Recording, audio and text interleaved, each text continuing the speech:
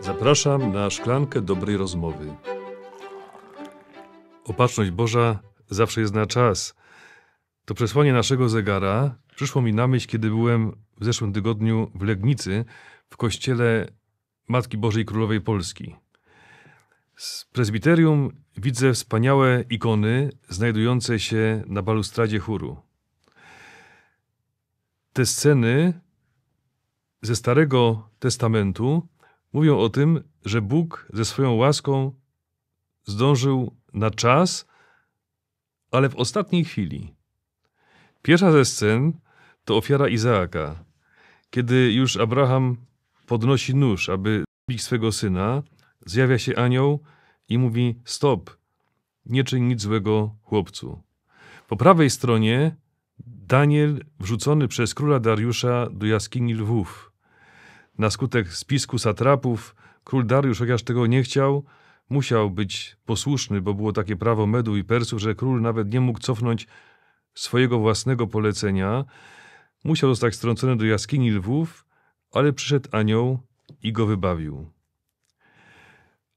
Kiedy tego słuchamy, ktoś może powiedzieć, ale bardzo często, nawet w naszym doświadczeniu, przeżyliśmy to, że opatrzność Boża nie przyszła na czas, że ktoś ciężko zachorował i zmarł, że ktoś był w obozie i nie przeżył wojny. Moi drodzy, scena z Łazarzem.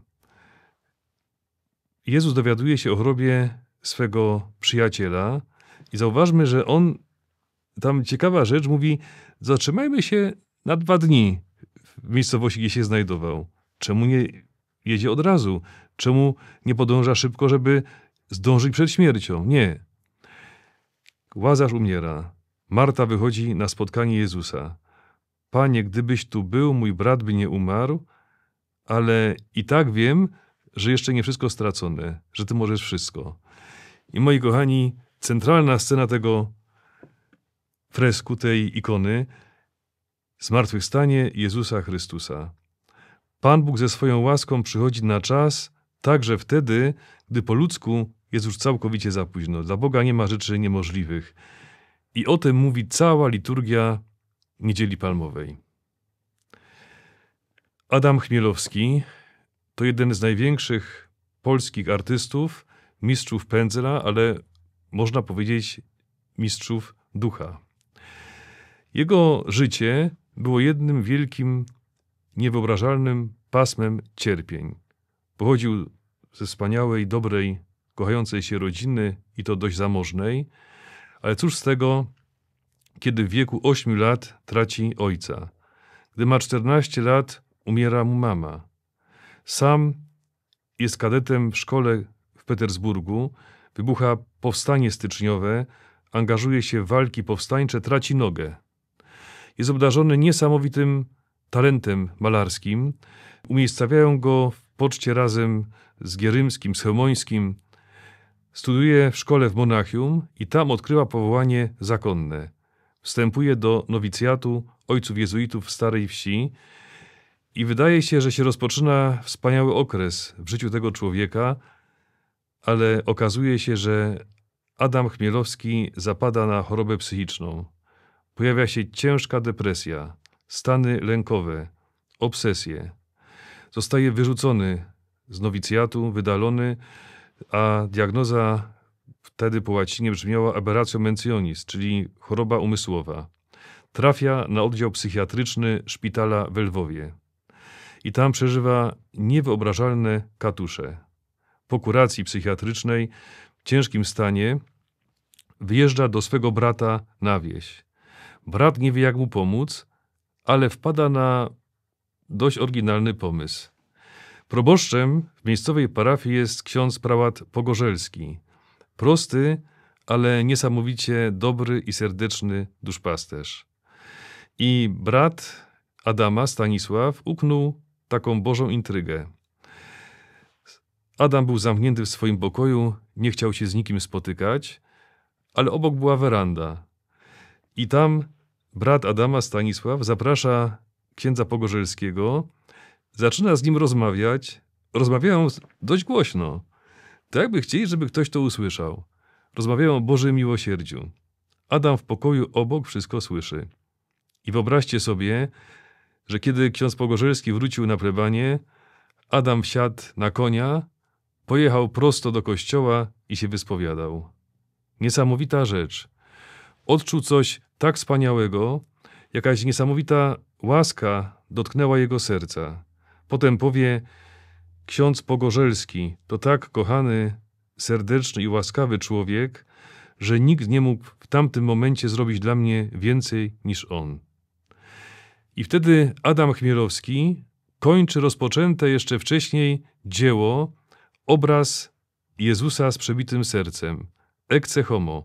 Obraz Jezusa właśnie z dzisiejszej Ewangelii Niedzieli Palmowej, stojącego przed Piłatem. Obraz niesamowity. Ciekawa jest jego historia, ale o tym troszkę później. Kiedy patrzymy na ten obraz, to jest nie tylko obraz serca Jezusowego, ale krytycy sztuki mówią, że cały Jezus jest sercem. Otwartym sercem, przebitym sercem. Zobaczmy, rzeczywiście ten kształt Jezusa, szata, układa się w serce. Adam Chmielowski na obrazie przedstawił to, co było wtedy w jego sercu. I moi kochani, odkrywa powołanie do poświęcenia się najbiedniejszym z biednych, tworzy ogrzewalnię w Krakowie, przyjmuje imię brata Alberta i to jest początek zgromadzenia Albertynów. Nie mogą się z tym pogodzić, zwłaszcza jego przyjaciele z bohemy artystycznej, krakowskiej, Pija Górska, przyjaciółka Chełmońskiego, mówi: Adam, co ty robisz? Marnujesz swój talent. Przecież jesteś wielkim artystą. I wtedy on ze spokojem odpowiada: widzisz, gdybym miał 2 serca, to jedno mógłbym ofiarować Jezusowi, a drugie sztuce, malarstwu. Ale ponieważ mam jedno serce, muszę podjąć decyzję.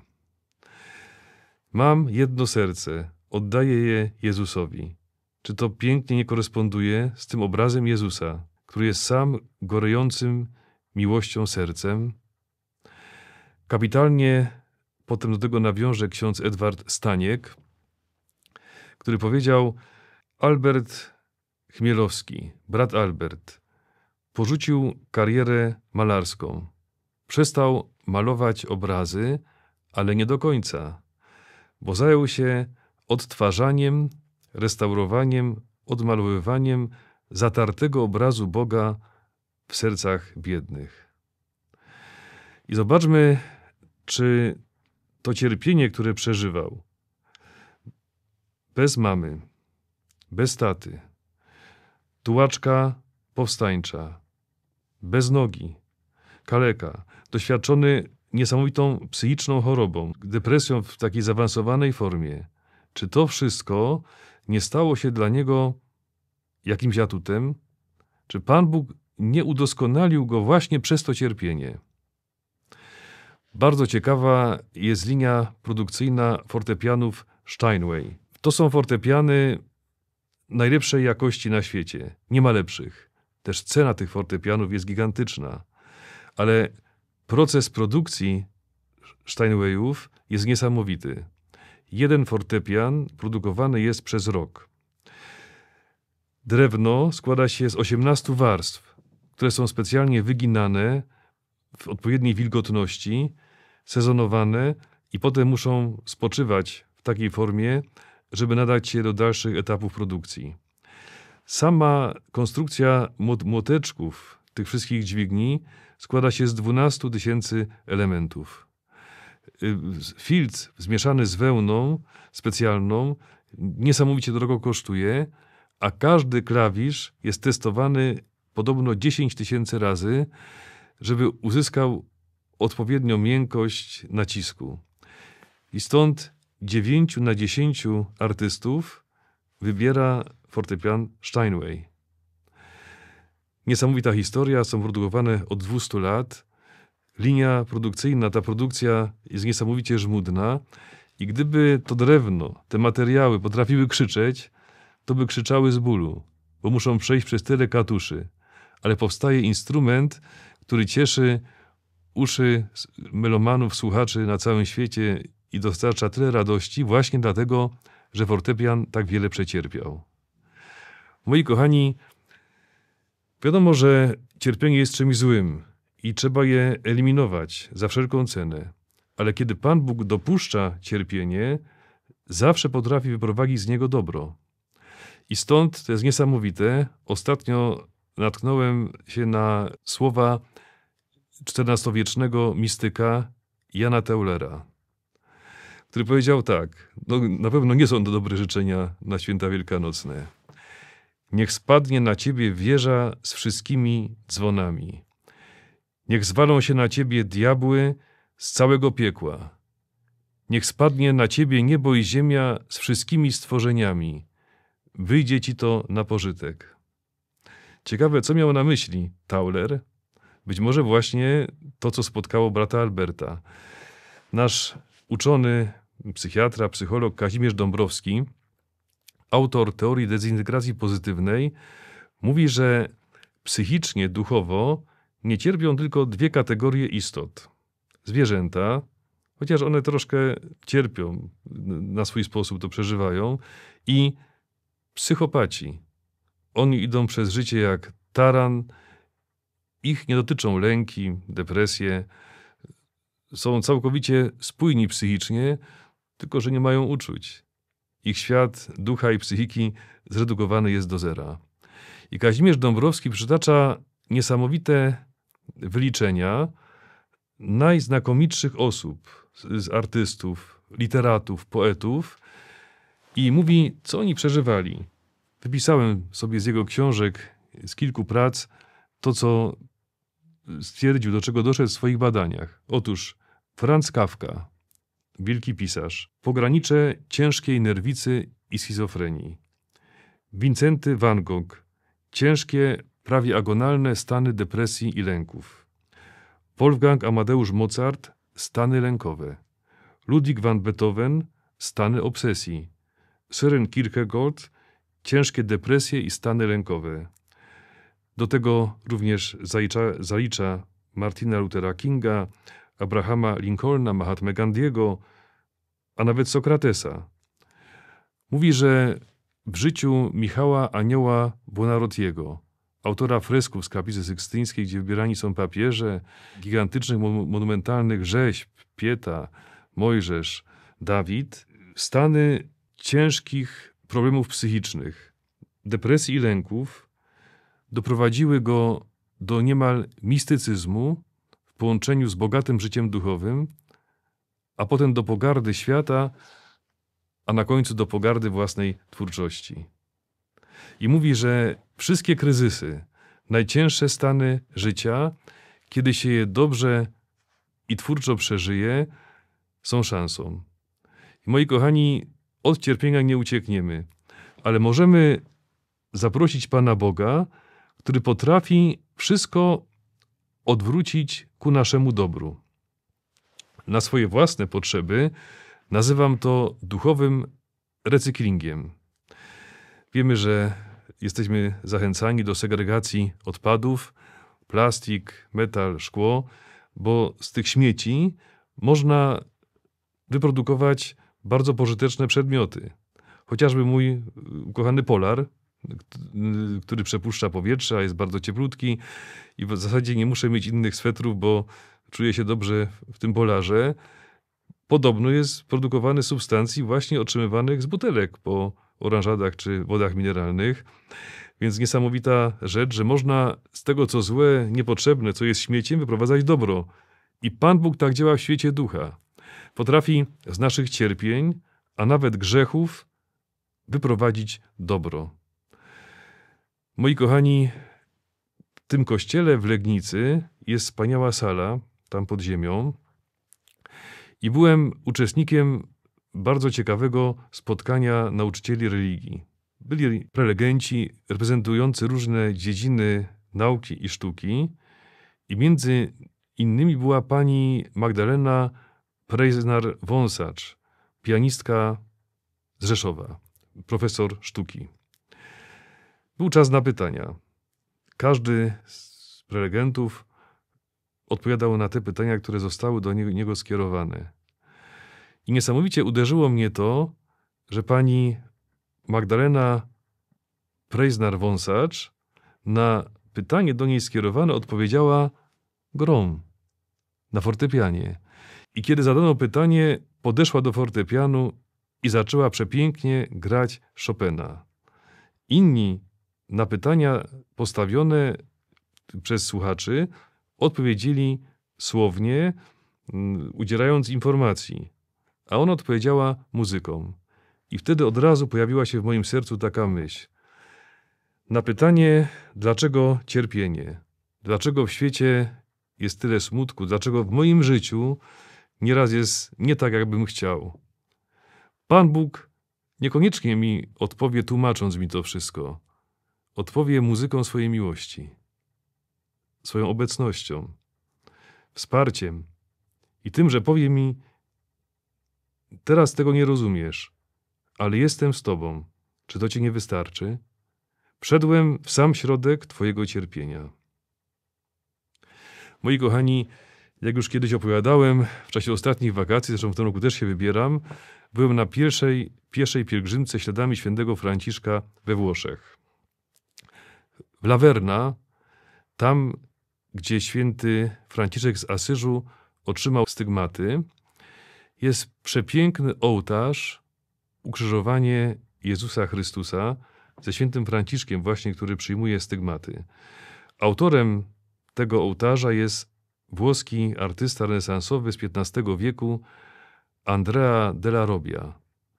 Obraz, płaskorzeźba wykonana jest z terakoty, a więc z gliny, którą potem artysta wypalał i powlekał przepiękną glazurą w kolorowych, pastelowych odcieniach. Rewelacja. Moi drodzy, w centralnym miejscu jest krzyż, ale największe wrażenie zrobiły na mnie słońce i księżyc. Popatrzmy na księżyc. Wyraża on niesamowitą grozę tego, co się dzieje. Bóg umiera. Księżyc wyraża współczucie i krzyk całego kosmosu.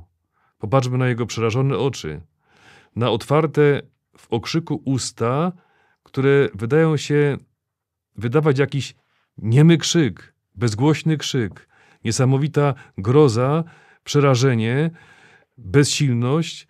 To wszystko Andrea della Robbia oddał przepięknie, genialnie właśnie w tej twarzy, wyrazie twarzy księżyca i mimo, że powstało to 500 lat temu ponad, wydaje się, że jest to sztuka współczesna, ponadczasowe ujęcie.